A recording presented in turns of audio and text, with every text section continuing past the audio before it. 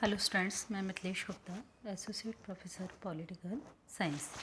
आज के इस लेक्चर में हम निर्वाचन आयोग की स्वतंत्रता के लिए किए गए संवैधानिक प्रावधानों का अध्ययन करेंगे कि भारतीय संविधान में चुनाव आयोग की स्वतंत्रता के लिए क्या क्या प्रावधान किए गए हैं जिससे वह निष्पक्ष होकर संपूर्ण चुनावी प्रक्रिया का निष्पादित कर सके। तो यहाँ देखते हैं हम कि भारत में निर्वाचन आयोग क्या है, एक स्वतंत्र और संवैधानिक निकाय है, संवैधानिक संस्था है और संविधान ही इस बात को सुनिश्चित करता है कि यह उच्चतम और उच्च न्यायालयों की भांति ही सरकार या कार्यपालिका के बगैर किसी दबाव के, बगैर किसी हस्तक्षेप के स्वतंत्र और निष्पक्ष रूप से अपने दायित्वों का, अपने कार्यों का संपादन कर सके।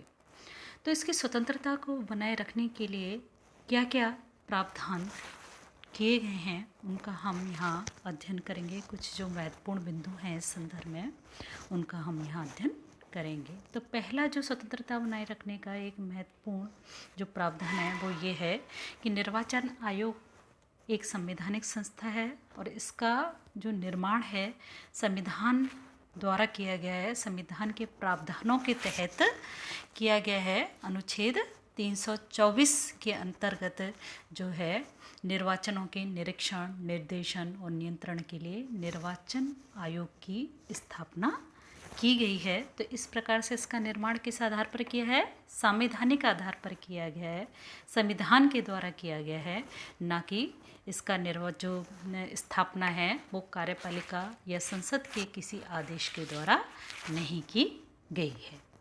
तो पहला क्या हो गया कि ये संवैधानिक निकाय है।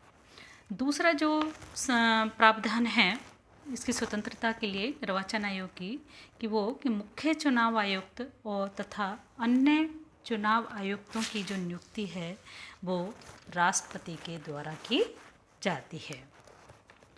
तीसरा जो आधार है, जो तीसरा उपाय किया गया है स्वतंत्रता बनाए रखने के लिए कि मुख्य चुनाव आयुक्त जो आयुक्तों को महाभियोग जैसी प्रक्रिया के माध्यम से, महाभियोग जैसी प्रक्रिया से ही हटाया जा सकता है। और महाभियोग क्या है? बहुत मुश्किल प्रक्रिया है। उच्च पदस्थ जो हैं राष्ट्रपति, सर्वोच्च न्यायालय के न्यायाधीश आदि को क्या है कि समान ही मुख्य चुनाव आयुक्त को भी महाभियोग के माध्यम से हटाया जाता है, जिसमें संसद के दोनों सदनों के विशिष्ट बहुमत की आवश्यकता होती है। चौथा जो है प्रावधान वो है कि मुख्य चुनाव आयुक्त का दर्जा सर्वोच्च न्यायालय के न्यायाधीश के समान है। अगला जो है नियुक्ति के पश्चात हम देखते हैं मुख्य चुनाव आयुक्त और अन्य आयुक्तों की नियुक्ति के पश्चात उनकी सेवा शर्तों में कोई भी अलाभकारी परिवर्तन नहीं किया जा सकता है। मुख्य निर्वाचन आयुक्त तथा अन्य आयुक्तों का वेतन भारत की संचित निधि में से किया जाता है, इस प्रकार दिया जाता है। इस प्रकार से देखते हैं कि संविधान निर्वाचन आयोग के पदाधिकारियों को पूर्ण संरक्षण प्रदान करता है, जिससे वे निष्पक्षता बिना किसी हस्तक्षेप से के अपनी समस्त कार्यों का, चुनावी प्रक्रिया का, चुनावों का संपादन करते हैं।